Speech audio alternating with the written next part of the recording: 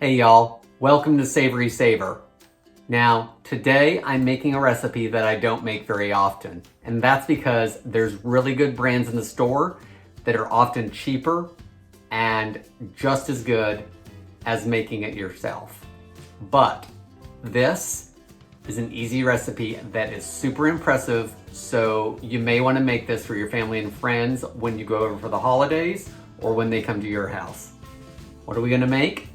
Well, I've got some heavy cream that needs to be used, so we're gonna make homemade stand mixer butter. This is an easy stand mixer recipe for beginners and pros. So let's jump right into this recipe and I'll show you how it's made.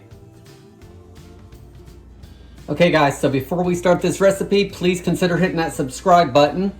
And I'm gonna walk you through the recipe real quick because once this gets turned on, it's gonna get loud in here. So I will edit all of that out for you.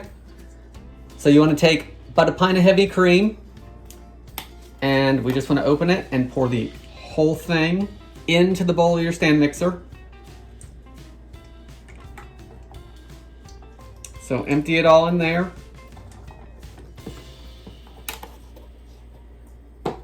And as you guys know, heavy cream or even whipping cream is what is used to make whipped cream. Well, the stand mixer incorporates the air into the cream really fast.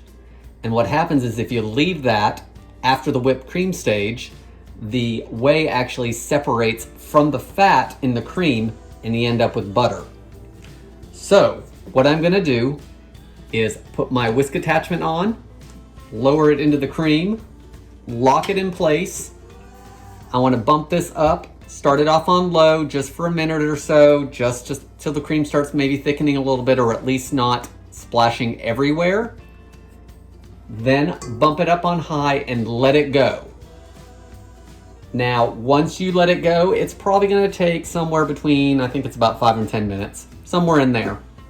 You are going to know when this is ready, because you're no longer going to hear that whipping sound and the cream thickening. You are going to hear sloshing. And when you hear sloshing, that's because that whey is separating from the fat in here. So when we get to that point, I will take it off and show you what it looks like. And then we'll do that 1 or 2 final steps, depending on how you handle it. But we'll finish this butter up and I'll show you how easy it is. So, the one thing I do like to do in the stand mixer, cover it up with a kitchen towel. That's going to keep everything in here or on the towel and not across the kitchen.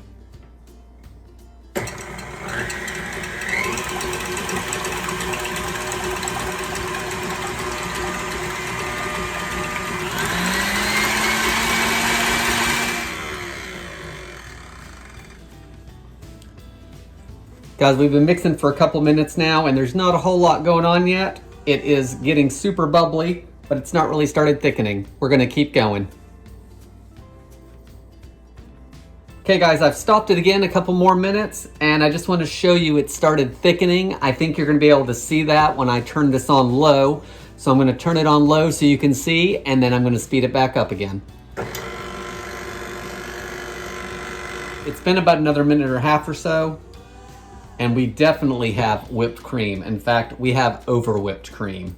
So this is not what you necessarily want to put on your pies and desserts because it's actually just really, really stiff. It's not those light pillowy whipped cream that we want. But for butter, it's exactly what we want. Let's keep going.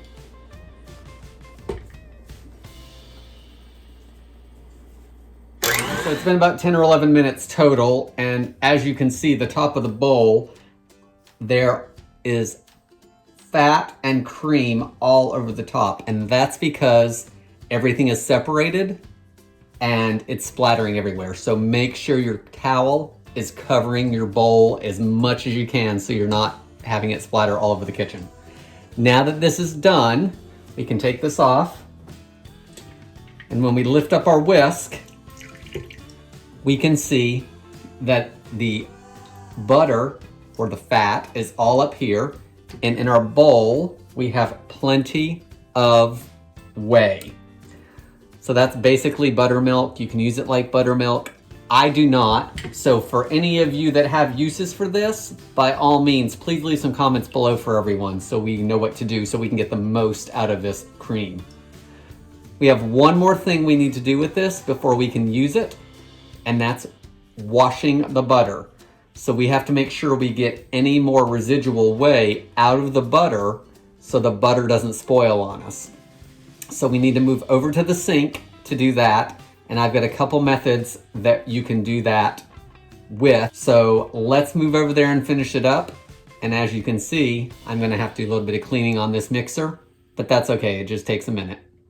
Okay guys, we're over at the sink, and as I said, we now have to wash the butter. So hopefully I can make sure you guys can see everything in this video, okay? But what we have here is I have the bowl of whey, or buttermilk, that I'm either gonna keep or toss. So again, leave comments below if you have ideas for this. And then we need to get all of this off of this. So you wanna get the butter all into one ball as best you can. So clean hands, this is a clean hands job. And I think I'm actually gonna start here and then move over to here, and I'll tell you why in a minute. So let's put this over here. I'm gonna try to get all the butter off of here as best I can. And the water gets cloudy because of the remaining whey in the butter. And again, we want that gone because we want our butter to last and not go rancid. Now we want to gather it all up, get everything together, almost like clay.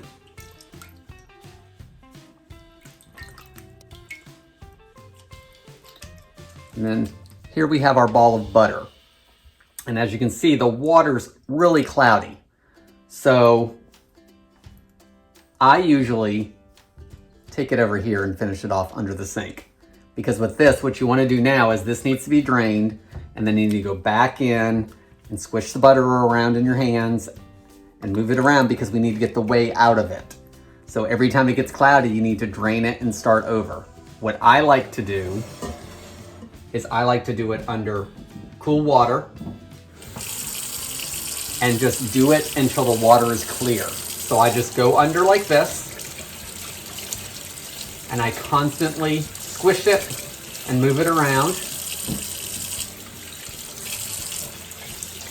for a good 2 or 3 minutes until you don't see any kind of cloudiness coming out of that.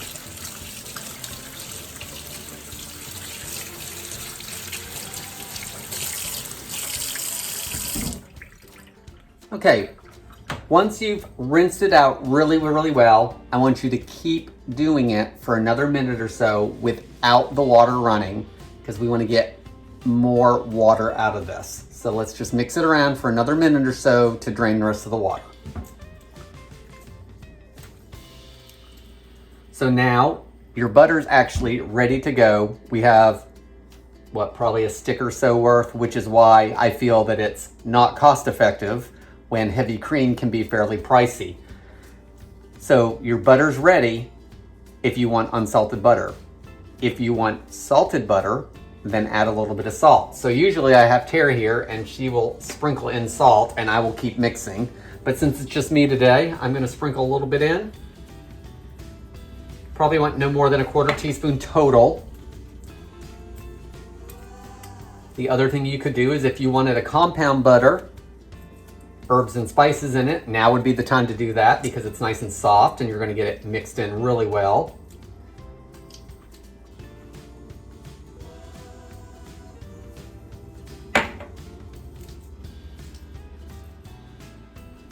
And guys, here's our salted butter. Homemade stand mixer butter from a pint of heavy cream. At this point, put it in the fridge unless you're gonna use it immediately. It gets very, very hard in the fridge, just like regular butter that you buy at the store, if not even harder sometimes.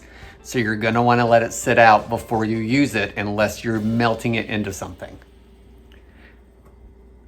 It's something that is really impressive because people are gonna say, You made this butter? How did you make butter?